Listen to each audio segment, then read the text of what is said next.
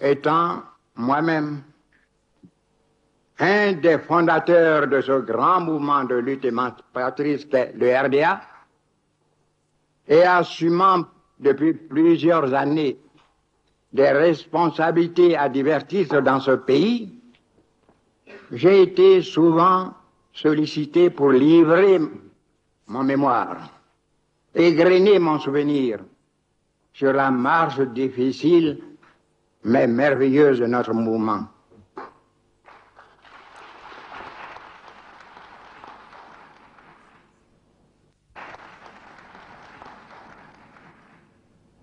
Avec humour, alors que l'humour n'est pas français. Je vous ai toujours répondu en souriant.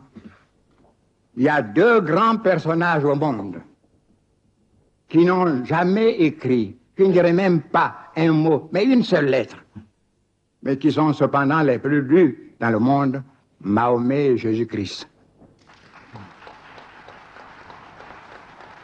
Et vous m'avez dit qu'ils ont fait écrire par leurs disciples. Mais vous êtes aujourd'hui ici rassemblés, jeunes vieux, disciples de mon action.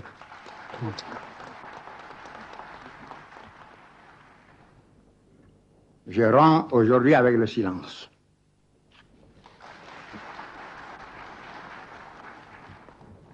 Je vais vous apporter ma modeste contribution dans l'effort admirable que chercheurs et historiens ivoiriens accomplissent pour faire connaître l'histoire authentique du RDA, évitant ainsi les histoires.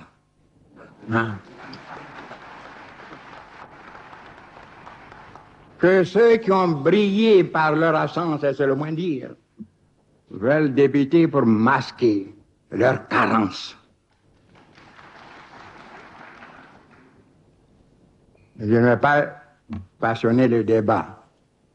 L'histoire est un témoignage, donc repose sur la vérité.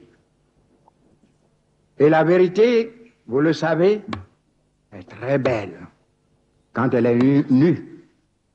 Quand elle n'est pas affublée de ce vieux tissu déchiré qui masque sa divine beauté. Je vais vous livrer ce que j'ai vécu. Et je me propose ce matin, dans un premier temps, de vous faire un bref exposé sur les problèmes essentiels qui ont motivé la naissance et la vie de notre organisation.